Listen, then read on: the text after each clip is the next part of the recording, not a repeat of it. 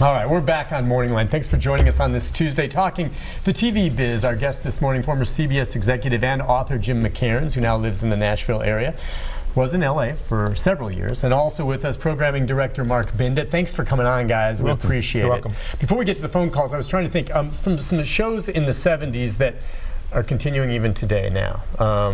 Did Saturday Night Live start in the 70s? 1975. 75. So that continues to this day. Has evolved over time. Is that is that the only one? 60 Minutes? 60 Minutes started in 1968, but it became popular really in the 70s when they moved it to the Sunday 6 p.m. time period. Central. Okay. So those two shows. Any soap operas from back then? Soap opera. Young and the Restless started in the 70s, but a lot of your soaps started in the 60s. Okay. Yeah. Okay, I was just wondering, but some have continued. Think about that. There's four left. Yeah. Right. All right, let's take a call from Joe. Joe, good morning. Hi, Joe. Good morning, Dick. I agree with your guest. I watch most of my TV watching are some of the older shows back in the 70s, and even further back than that. Some of the shows that's on now, it's just, to me, I know it's socially acceptable now, but it wouldn't have been back in the 70s and the 80s, even in the early 80s. But there's very few versatile actors now on these shows. They come and go with regularity. And you've got just a few guys and ladies that sustain themselves, can do different kind of shows. One comes to mind right quick is Tom Selleck. Tom Selleck can do westerns.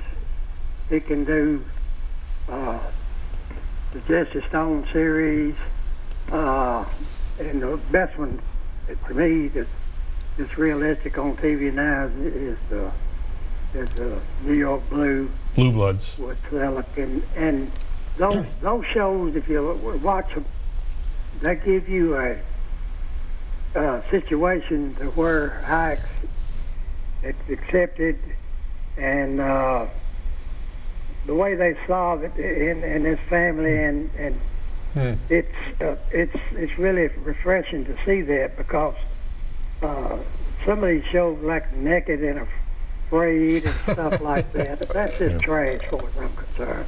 I don't watch that crap. Yeah, some do. I suppose, I mean, Blue Bloods is popular across the country, but it does exceptionally well here in Nashville. And I think one of the things that sets Blue Bloods apart from the other crime procedurals is that family aspect. I mean, you have that. I think people look forward to that dinner scene every week, because it kind of, it gets the whole family involved. The one complaint I get about Blue Bloods every now and then is that Tom Selleck's always got a scotch in his hand. People wonder why they're always drinking on the show, but I think most people will forgive that. Correct me if I'm wrong, but isn't now Blue Bloods about to eclipse Magnum P.I.'s longevity on the air? I think so, yeah. Really? Which is kind of fascinating. Yeah, we're closing in on 200 episodes on Blue Bloods. It's been very below the radar on CBS, and here it is about to last longer than Magnum P.I. My favorite thing on Blue Bloods is Tom Selleck is only 4 years younger than Len Cariou, who plays his father on the show. So, and about Tom Selleck, that's one of those guys I think about, like William Shatner, or someone who just keeps having a career in TV. Did you ever have dealings with him at all when you were at CBS? A few. During his Jesse Stone years, when he did the Jesse Stone movies, which was a series of movies he made. They did really well here. He's very, I mean, this shouldn't surprise anyone, but he's very smart, and also he knows very much how to control both his career and his product.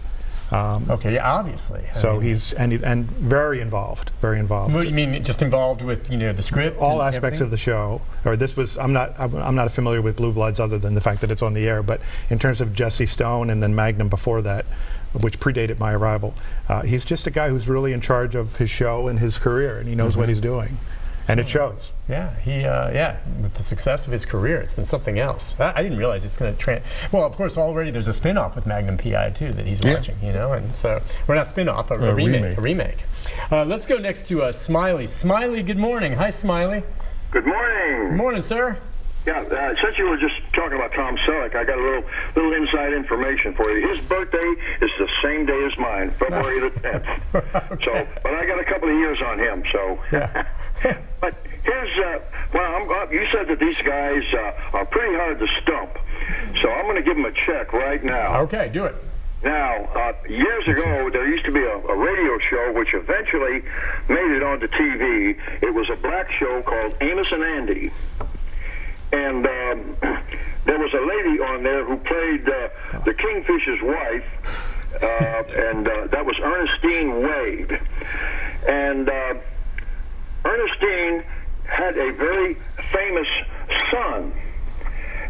He was big in I guess in the 70s and 80s, and I'll give you this clue now. He was a musician and a singer. Anybody want to take a guess?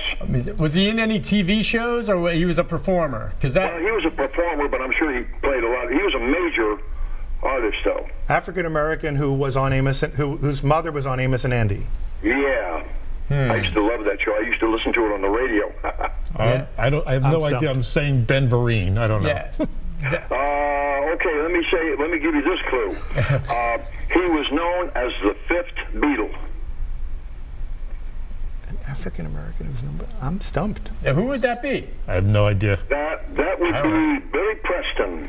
Way to go round in circles. Okay. And nothing from nothing leaves nothing. I did not know that. Was Ernestine Wade was his mother.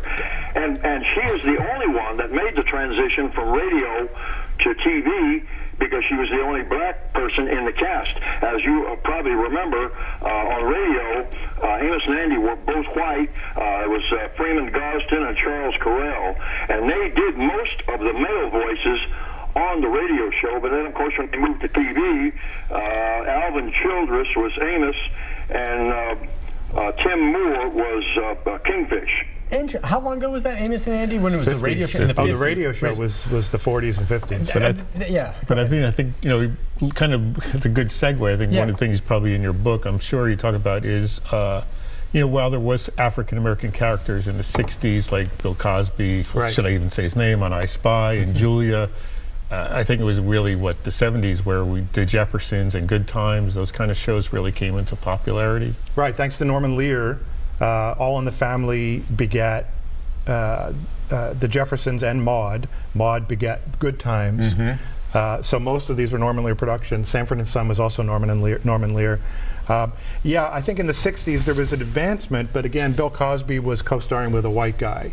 And Diane Carroll was the first African-American woman to star in her own show as Julia, but she also had a white co-star. So in the 70s, blacks or African-Americans had their own shows regardless of, didn't have to have a white co-star. Didn't have to have that. And they began to become sort of, I don't know how you would describe it, but rather than be in the projects, as was the case in Good Times, or living in a rough neighborhood, as was the case with Sanford & Son, with the Jeffersons, they became just successful people in their own right. Years before, Cosby Show somewhat made race irrelevant. They were just a successful family that happened to be black. That was the case with the Jeffersons. It was actually a successful family that happened to be black. And that was a big line of demarcation in the 70s when that premiered in January of '75. And then I don't think you can talk about African-American television in the 70s without what I think is kind of the seminal moment is Roots. Because was that 77 or 78? 77. I mean, literally everybody I knew watched that show. Oh, I mean, I remember my that whole high vividly. school, Yeah. I mean, my parents watched it every night. I mean, it was like you had to watch the show. And again, in today's content world where you watch it when it's on, you can stream it anytime you want. I had to, when we talked about that in class, you do have to remind them that literally it's the equivalent of opening up your window and knowing that every television set on that you can see, as far as the eye can see, was watching Roots. So it wasn't just that it was a good show, which it was that the country was having this collective shared moment. And that's what got it on the cover of Time magazine. That's what won so many Emmys. That's what made it such a movement, on top of the fact that it was based on a best-selling book. And it was that time in the 70s when there was sort of a black empowerment movement. And let's try and figure out who we are, separate from what other people have said we are. Sort of a consciousness raising. It was an amazing experience to know that everybody was watching Roots at the same time. Yeah. I remember it vividly. Listen, let's take a break on that note. This is an interesting conversation, but I'm enjoying this. The number is 737-7587. If you're on hold, stay there. If you have a question, and you've heard some of them this morning, and I don't know if that was fair that he stumped you on that, because that was kind of more song and dance. You know, Billy Preston, I know, it's more entertainment. TV questions, give it a shot. But we'll take your calls, more of our conversation with Jim McKairnes and Mark Binda right after this.